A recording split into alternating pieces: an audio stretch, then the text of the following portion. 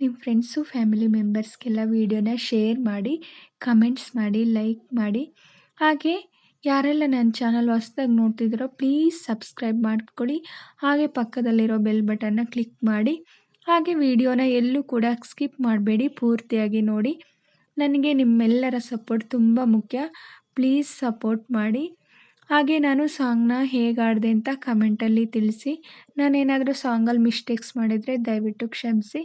ಹಾಗೆ ನನ್ನ ಸಾಂಗ್ನ ಚೆನ್ನಾಗಿ ಆಡಿದೆ ಅಂತ ನಿಮಗೆ ಅನಿಸಿದ್ರೆ ಒಂದು ಲೈಕ್ ಕೊಡೋದನ್ನ ಮಾತ್ರ ಮರಿಬೇಡಿ.